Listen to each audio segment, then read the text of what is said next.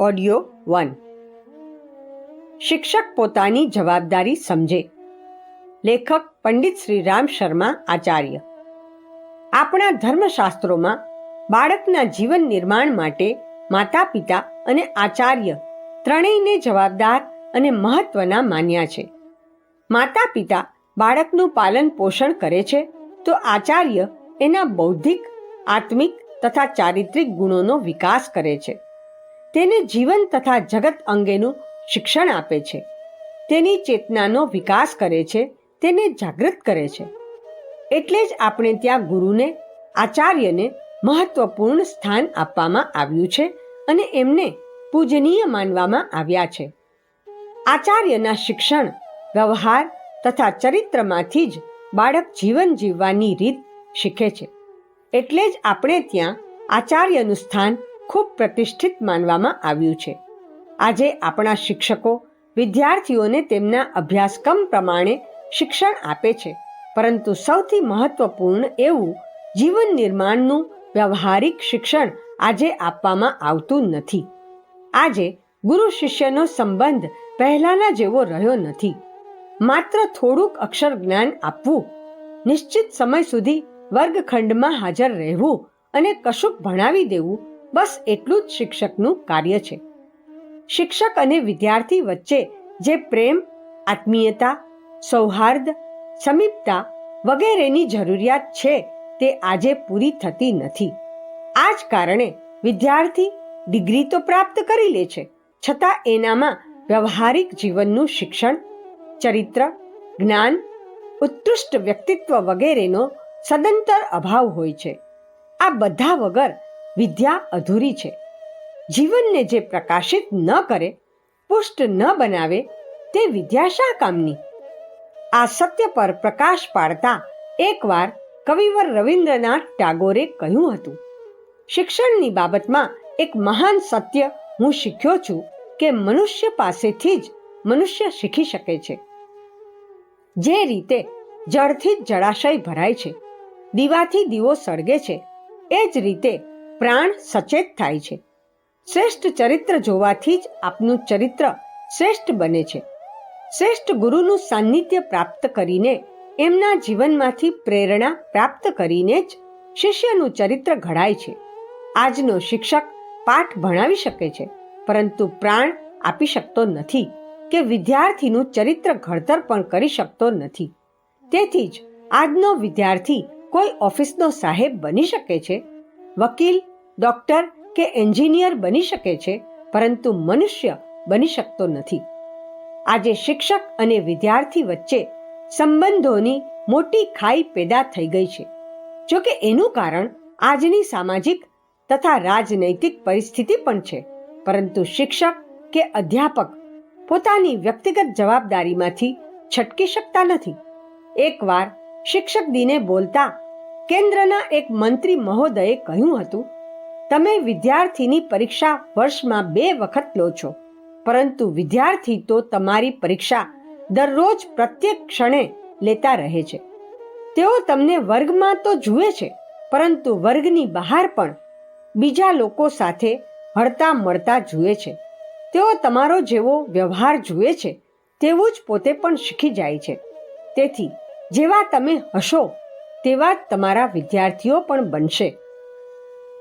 કદાચ તેઓ બાળકોને સારી વાતો શીખવાડતા હોય તો પણ જ્યારે તેઓ પોતાના ખરાબ વ્યવહાર અને ચારિત્રિક ત્રુટિઓના કારણે બાળકો સામે ખોટું આચરણ કરે તો તે એક અક્ષમ્ય સામાજિક અપરાધ છે.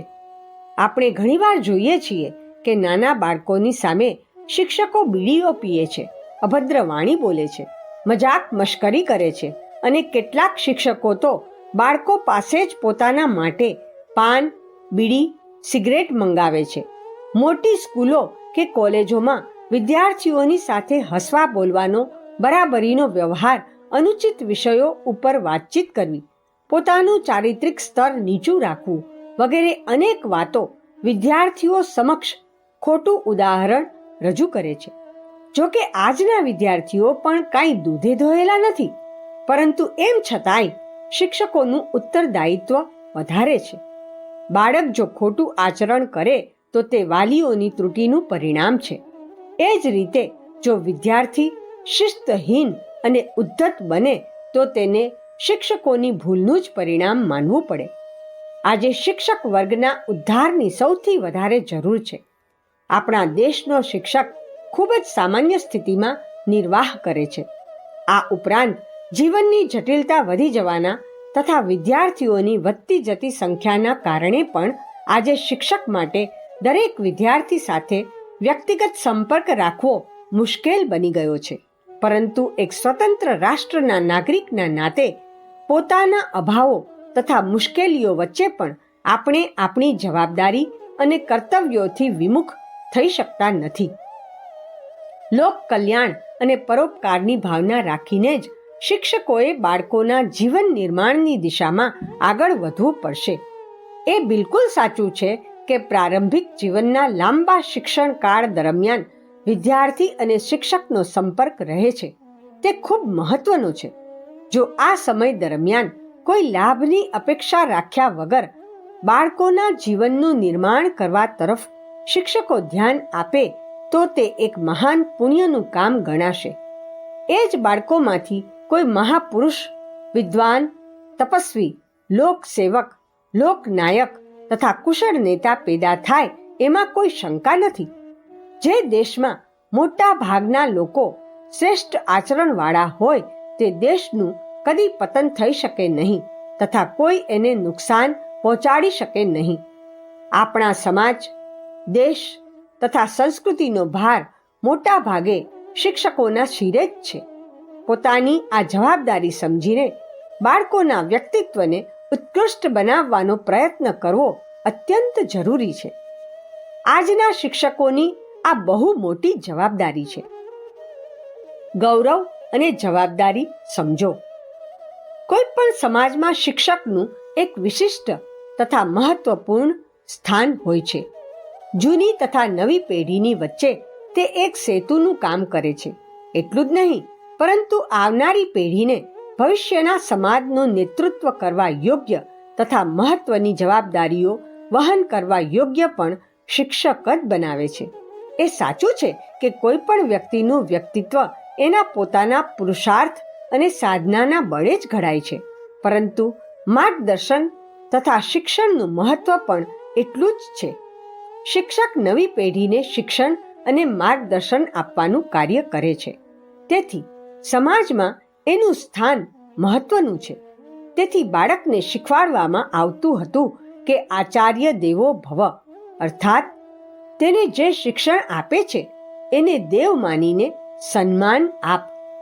શિક્ષકોનું મહત્વ આજના યુગમાં પણ ઓછું થયું નથી. ભલે તેઓ પોતાને એક વેતનભોગી કર્મચારી અને સમાજનું એક ઉપેક્ષિત અંગ માનતા હોય, પરંતુ એનાથી એમનું મહત્વ કે જવાબદારી ઓછા થઈ જતા નથી. પ્રાચીન કાળમાં શિક્ષણનો અર્થ વ્યક્તિના સમગ્ર વિકાસની આવશ્યકતા એવો કરવામાં આવતો હતો, પરંતુ આજે એવું નથી રહ્યું. એ વિકાસ આજની પ્રચલિત શિક્ષણ પદ્ધતિથી પૂરો થતો નથી કે શિક્ષકો પણ પોતાની એ મહાન જવાબદારીને સમજતા નથી. કદાચ જો સમજતા હોય તો એનો અનુભવ નથી કરતા. એમની દ્રષ્ટિએ શિક્ષકનું કામ એક ક્લાર્ક કે ઓફિસના કર્મચારી જેવું હોય છે.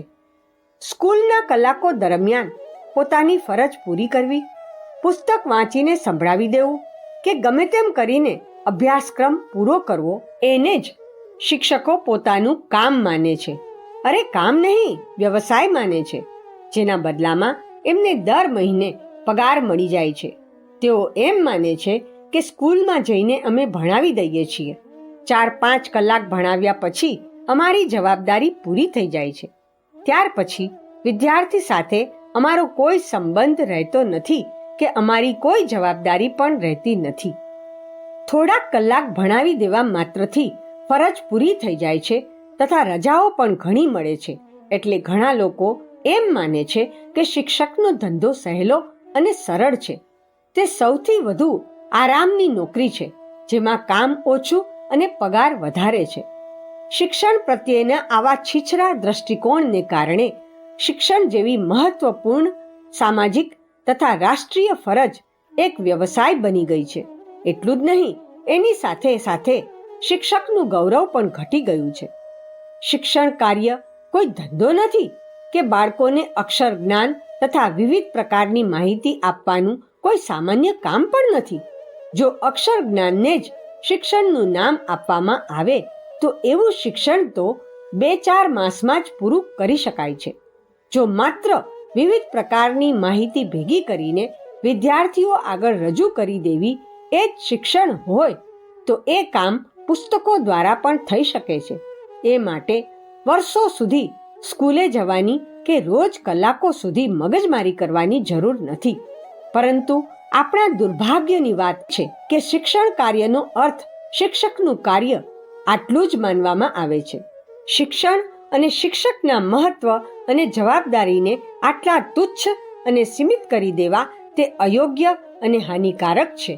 વિદ્યાર્થી અને શિક્ષકનો ઔપચારિક સંબંધ, વિદ્યાર્થીઓ દ્વારા શિક્ષકોનો અનાદર તથા શિક્ષકોએ પોતાના વિદ્યાર્થીઓ સામે પોતાનું ગૌરવ ન જાળવવું વગેરેના લીધે વિદ્યાર્થી તથા શિક્ષકોના સંબંધોમાં તણાવ, આક્રોશ, વિદ્યાર્થીઓમાં ઉદ્દંડતા, શિક્ષકોની મૂંઝવણ વગેરે અનેક દુઃખદ પરિસ્થિતિઓ પેદા થાય છે.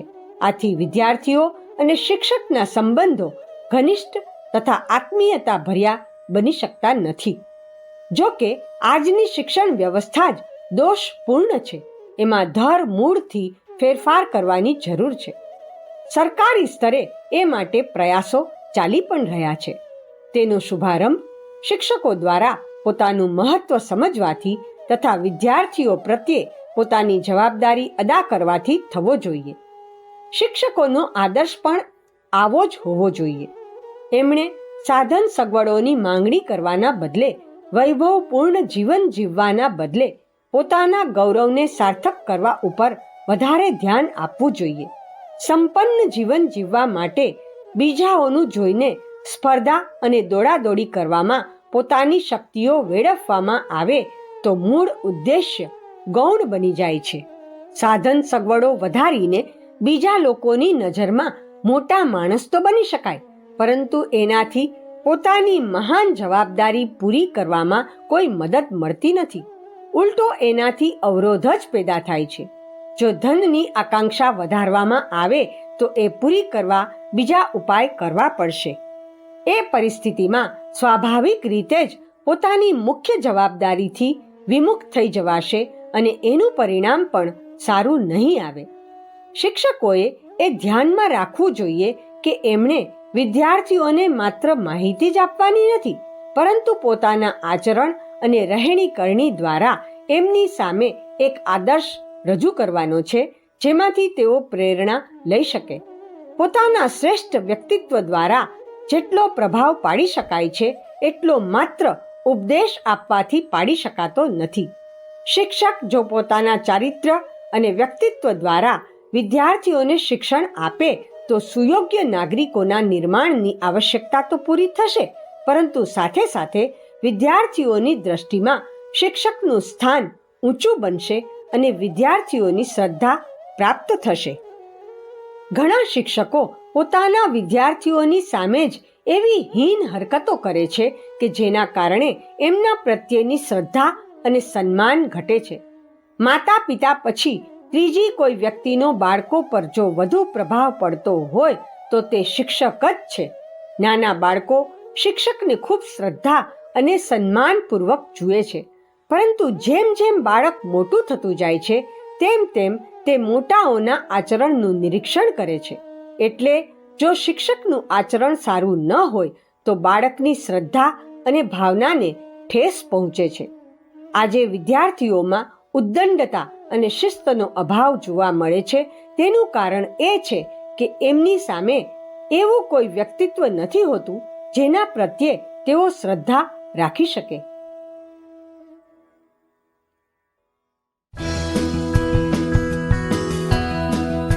ઓડિયો 2.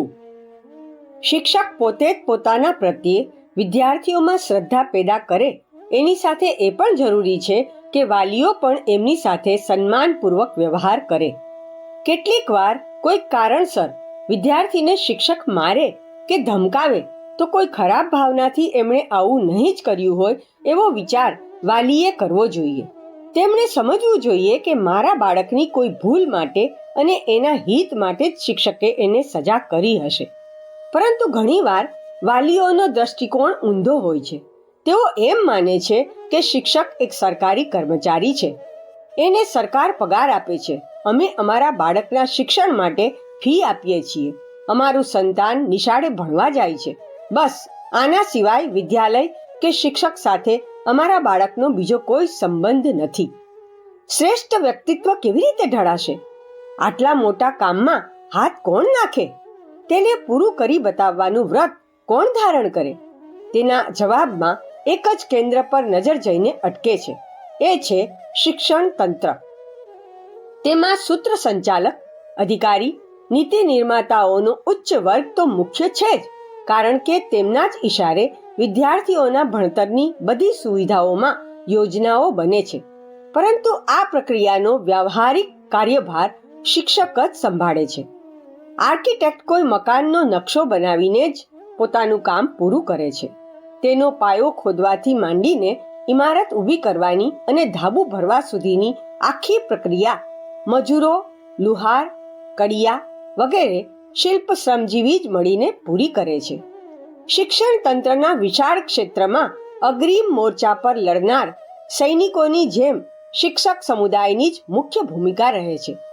શ્રેયના દાવેદાર ગમે તે કેમ ન બને, પણ જો નવી પેઢીનું સ્તર વાસ્તવમાં જ ઊંચું ઉઠાવવું હોય તો તેમાં પહેલી શ્રેણીની ભૂમિકા નિભાવવામાં અધ્યાપકોનો શ્રમ અને મનોયોગ જ ચમત્કારિક સત્પરિણામ પ્રસ્તુત કરતા જોવા મળશે. આ રીતે બીજી રીતે તેમાં પાયાના પથ્થર જેવી સ્થિતિમાં રહેનાર રાષ્ટ્ર નિર્માતા જ કહી શકાય. સ્વતંત્રતા પછી જે રાહતનો શ્વાસ લેવાની જનસાધારણને તક મળી છે, તેને પ્રગતિશીલતાની દિશા આપવાનું કાર્ય શિક્ષક જ કરી શકે છે. શિક્ષકોમાં પણ તેઓ વંદનીય, અભિનંદનીય છે, જેમને ઉપાધ્યાયનું, આચાર્યનું શ્રેય અને સન્માન મળી શકે. સામાન્ય શિક્ષક અભ્યાસક્રમ પૂરો કરવામાં જ પોતાની જવાબદારી સમેટી લે છે. વિદ્યાર્થી પાઠ્યપુસ્તકોની મદદથી પોતાના જ્ઞાનની અભિવૃદ્ધિ કરે છે. શિક્ષક પોતાના વર્ગમાં એ ભણતરને સુવ્યવસ્થિત બનાવવાની વિધિ વ્યવસ્થા કરી દે છે. શિક્ષણમાં સ્વાવલંબન માટે ઉપયોગી કલા કૌશલ્યનો સમાવેશ કરવો જરૂરી છે. એ માટે વ્યાપક પ્રમાણમાં પ્રબંધ કરવો જોઈએ. સુસંસ્કારોની વૃદ્ધિ માટે એક પ્રયાસ એ પણ થઈ શકે કે પાઠ્યપુસ્તકોમાં વિદ્યાર્થીઓની નીતિ નિષ્ઠામાં વધારો કરે એવા પ્રકરણોનો સમાવેશ કરવામાં આવે. સામૂહિકતા, સહકાર, સમાજ સેવા, શાલીનતા, સદભાવ જેવા સદગુણોનો વિકાસ થાય તથા વ્યાવહારિક જીવનમાં એનો સમાવેશ થાય એવો પ્રયત્ન પણ કરવો જરૂરી છે. પરંતુ આજ સુધી આવી વ્યવસ્થા થઈ શકી નથી. આ સંદર્ભમાં વાતો તો બહુ મોટી મોટી કરવામાં આવે છે, પરંતુ એ પ્રયત્નો ઉપર છેલ્લા હોય છે. એવો અભ્યાસક્રમ ઘડવાની તથા તેને બધા ધોરણોમાં લાગુ પાડવાની કોઈ સરકારી વ્યવસ્થા હજી સુધી થઈ નથી. જો અભ્યાસક્રમમાં નૈતિક શિક્ષણનો સમાવેશ ન થયો હોય તો પણ કમસે કમ શિક્ષકોએ તો એ બાબતમાં પોતાનાથી જે કાંઈ થઈ શકે તે કરવું જોઈએ. માતા પિતાની જેમ શિક્ષકની પણ કેટલીક નૈતિક જવાબદારીઓ છે. જે રીતે માતા પિતા પોતાના બાળકો માટે ખાવા પીવાની તથા કપડાની વ્યવસ્થા કરી દેવા છતાં પોતાની જવાબદારીમાંથી મુક્ત થઈ શકતા નથી, એ જ રીતે શિક્ષક પણ માત્ર કોર્સ પૂરો કરીને પોતાની જવાબદારીમાંથી છટકી શકતો નથી કે જે એની ગુરુ તરીકેની ગરિમા સાથે ગાઢ રીતે જોડાયેલી છે. અભ્યાસક્રમ ચલાવતી વખતે વચ્ચે વચ્ચે જ્યારે પણ મોકો મળે ત્યારે વિદ્યાર્થીઓને એવો કંઈક બોધ આપી શકે કે જેનાથી વિદ્યાર્થીઓને મહાન બનવાની પ્રેરણા મળતી રહે. શિક્ષકોએ પોતાનો અભ્યાસક્રમ તો દિલચસ્પીની સાથે પૂરો કરવાનો છે, પરંતુ સાથે સાથે એનામાં એવી ઉત્કંઠા પણ જાગવી જોઈએ કે વિદ્યાર્થી જગતમાં વ્યાપેલી દુષ્પ્રવૃત્તિઓથી પોતાના વિદ્યાર્થીઓ દૂર રહે. વિદ્યાર્થીઓને જેવા બનાવવા હોય એવા ગુણોની ચર્ચા એણે અભ્યાસક્રમનું વિવેચન કરવાની સાથે સાથે કરતા રહેવું જોઈએ. નીતિવાન અને ઈમાનદાર બનવાની વાતો કરવી તો સરળ છે, પરંતુ તેનો અમલ કરવો મુશ્કેલ છે. આ માટે સૌ પ્રથમ શિક્ષકે પોતાનું આંતરિક તથા બાહ્ય જીવન એવું બનાવવું જોઈએ કે તેનું અનુકરણ કરીને વિદ્યાર્થીઓ પણ આપમેળે પ્રામાણિક તથા નીતિવાન બનતા જાય.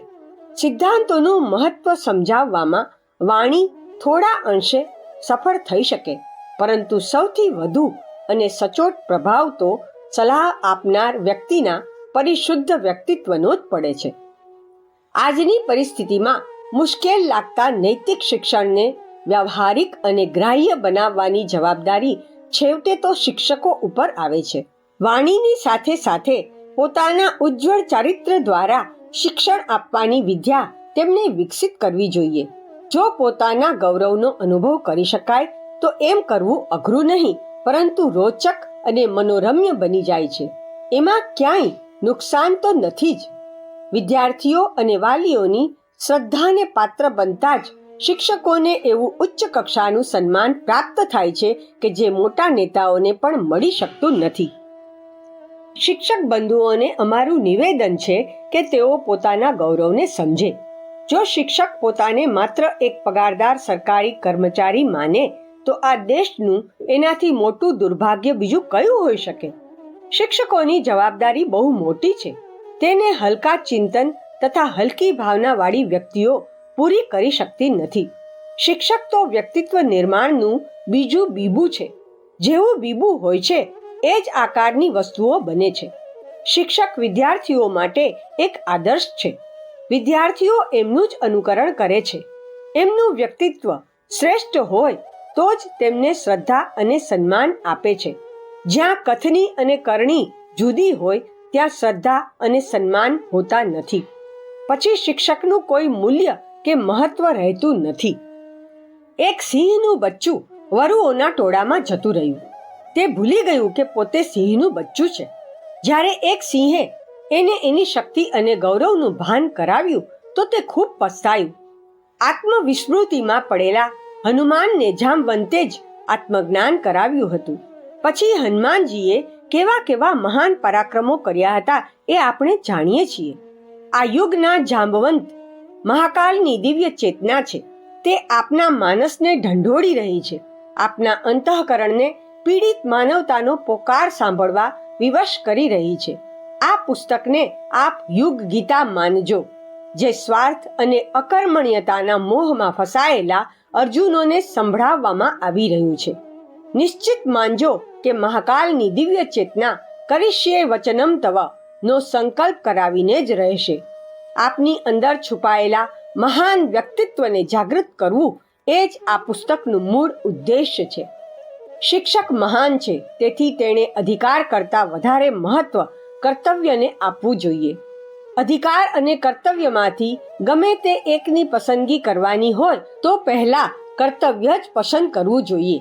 પરમાત્માએ જે જવાબદારી નિભાવવા માટે આપણને પસંદ કર્યા છે એને આપણે કેટલા અંશે પૂરી કરીએ છીએ તેનું આપણે સતત અવલોકન કરતા રહેવું જોઈએ. બીજાઓ તરફ જોઈને ખોટો આત્મસંતોષ મેળવવો યોગ્ય નથી. આત્મચિંતન, આત્મસુધાર, આત્મશુદ્ધિ અને આત્મવિકાસ આ 4 ચરણોને પૂરા કરતા કરતા એક એવા શ્રેષ્ઠ વ્યક્તિત્વનું નિર્માણ કરો જે ભારત માતાના ચરણોમાં સુગંધિત વ્યક્તિત્વ સમર્પિત કરવા માટે એક બીબા જેવું કાર્ય કરી શકે. આપ સરસ્વતીના સાધક છો, ગણેશ છો. આપને સલાહ આપીએ એ અમારી ધૃષ્ટતા લાગે છે, પરંતુ મહાકાલની દિવ્ય ચેતના આપની પાસે નીચે પ્રમાણેની અપેક્ષાઓ રાખે છે. આશા છે કે યુગના પોકારને તમે કાન તળે નહીં કાઢી નાખો. 1. ભારતીય સંસ્કૃતિ દેવ સંસ્કૃતિ છે. આ સંસ્કૃતિનું સંપૂર્ણ દર્શન સૂત્ર રૂપમાં ગાયત્રી છંદમાં સમાયેલું છે. એનું દર્શન બધા વિદ્યાર્થીઓને સમજાવવું જોઈએ અને પ્રાર્થના સભામાં દરરોજ ઓછામાં ઓછો 5 વાર આ મંત્ર સમૂહમાં સસ્વર બોલાવવો જોઈએ. 2. દરેક વિષયના શિક્ષણની સાથે શિક્ષકે નૈતિક મૂલ્યોનું શિક્ષણ પણ આપવું જોઈએ. આત્મશુદ્ધિની સાધનાના સૂત્રો વિષય શિક્ષણની સાથે જોડી શકાય.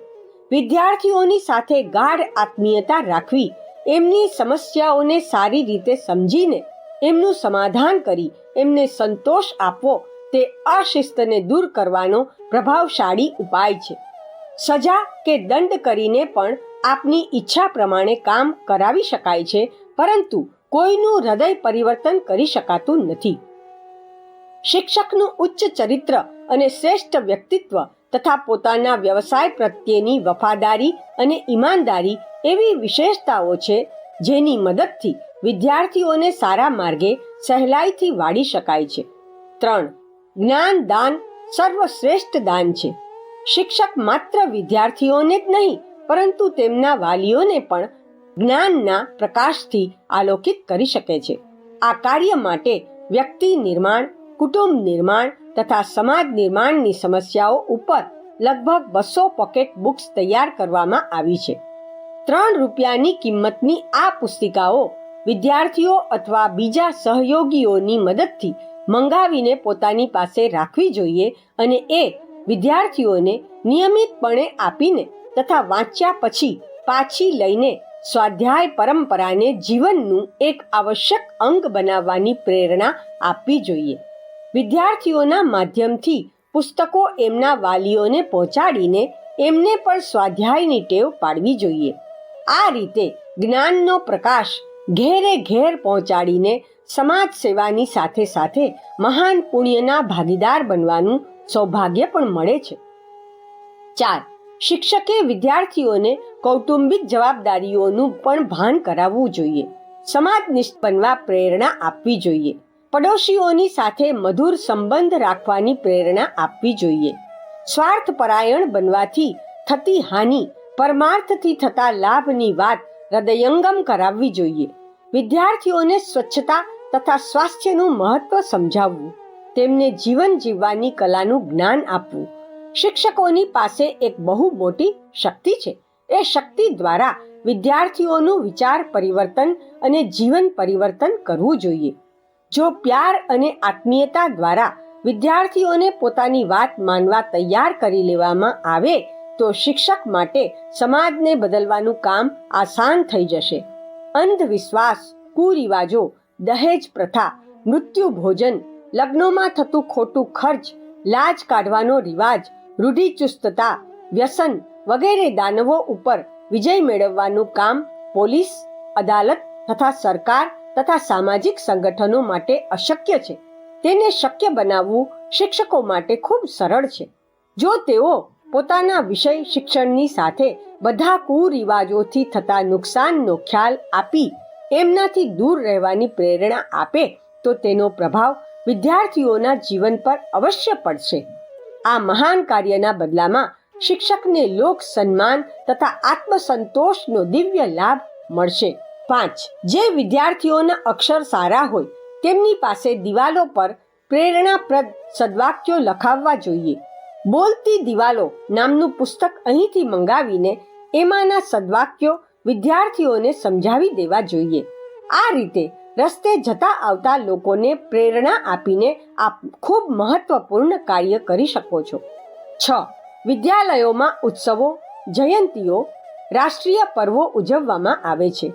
આ અવસરો પર ગાઈ શકાય એવા ગીતોનું સંકલન કરીને અહીંથી અનેક પુસ્તકો પ્રગટ કરવામાં આવ્યા છે. આ ગીતોની ઓડિયો કેસેટો પણ મળશે. વિદ્યાલયોમાં ગીત સ્પર્ધા અથવા સંગીત સંધ્યા થતી હોય છે. એમાં આ પુસ્તકોમાંથી પ્રેરણાદાયક ગીતો વિદ્યાર્થીઓ પાસે ગવડાવી શકાય છે. 7. બધા વાચક ભાઈઓને એક અનુરોધ એ પણ છે કે આ પુસ્તક વધારેમાં વધારે શિક્ષકોને વંચાવવાનો પ્રયાસ કરજો.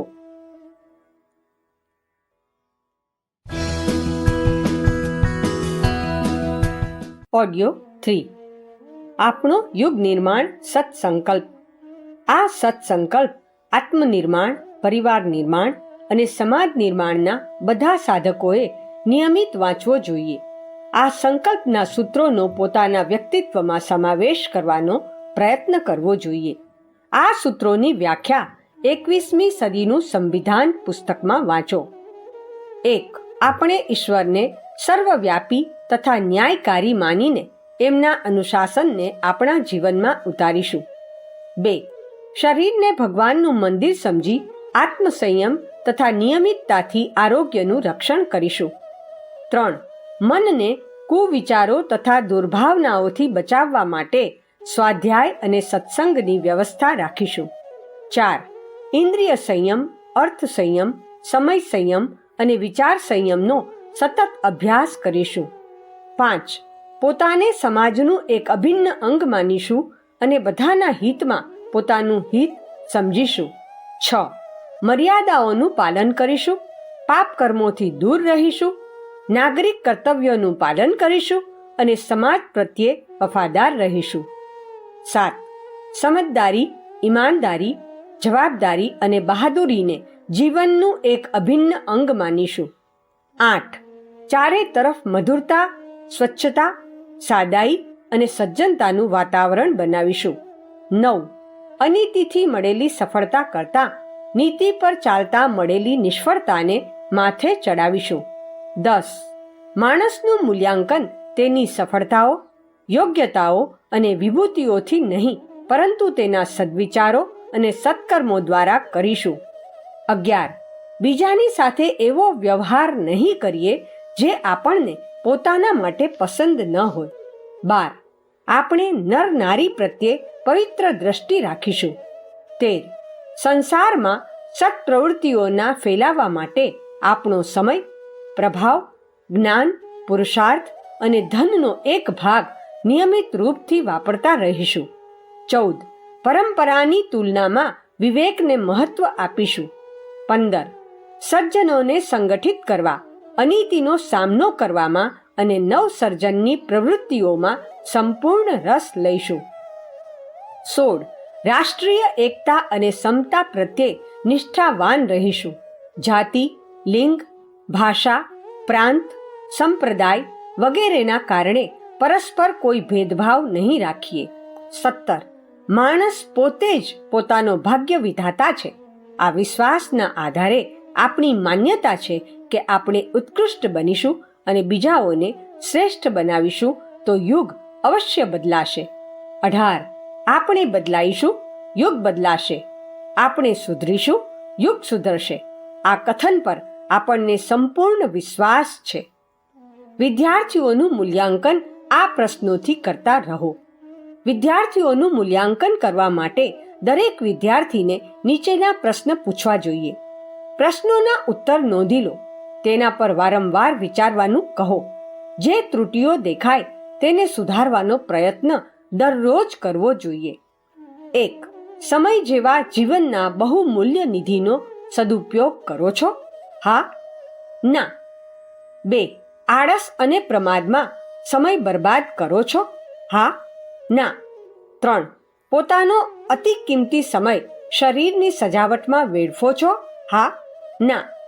4. આપના લક્ષ્યની પ્રાપ્તિનું આપને ધ્યાન છે? હા, ના. 5. સફળતાના 2 સૂત્ર, દ્રઢ સંકલ્પ અને કઠોર પરિશ્રમ ને યાદ રાખો છો? હા, ના. 6. ખુદ પોતાના પ્રત્યે, પરિવાર પ્રત્યે, સમાજ પ્રત્યે, દેશ પ્રત્યે, ધર્મ પ્રત્યે અને સંસ્કૃતિ પ્રત્યે પોતાના કર્તવ્યનું પાલન કરો છો? હા, ના. 7. પોતાની વિચારધારા અને ગતિવિધિઓને વિવેક અનુસાર નિર્ધારિત કરો છો? હા, ના. 8. પોતાના મનોવિકારો અને કુસંસ્કારોનું શમન કરવા માટે પોતાની જાત સાથે સંઘર્ષ કરો છો? હા, ના. 9. કડવા વચનો, બીજાના દોષ જોવા અને અશુભ કલ્પનાઓ છોડીને સદાય સંતુષ્ટ, પ્રયત્નશીલ અને હસમુખ રહો છો? હા, ના. 10. શરીર, વસ્ત્ર, ઘર તથા વસ્તુઓને સ્વચ્છ અને સુવ્યવસ્થિત રાખવાનો અભ્યાસ કરો છો? હા, ના. 11. શ્રમ એક દેવતા છે. શ્રમ કરવાથી ભાગો છો? હા, ના. 12. આહાર સાત્વિકતા પ્રધાન હોવો જોઈએ. માંસ, માછલી, ઈંડા જેવા અખાદ્ય પદાર્થોનું સેવન કરો છો? હા, ના. 13.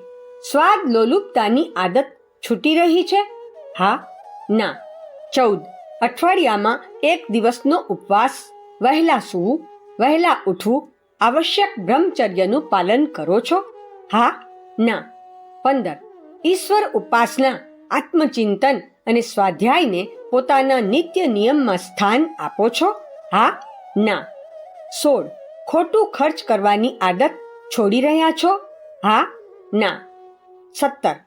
તમાકુ, દારૂ, ચા, કોફી, પત્તા, લાંબા સમય સુધી ટીવી જોવું વગેરે દુર્વ્યસનોથી ગ્રસ્ત છો? હા, ના. 18. નિયમિત આસન પ્રાણાયામનો અભ્યાસ કરો છો? હા, ના. શિક્ષક તો છે યુગ નિર્માતા, વિદ્યાર્થી રાષ્ટ્રનો ભાગ્ય વિધાતા.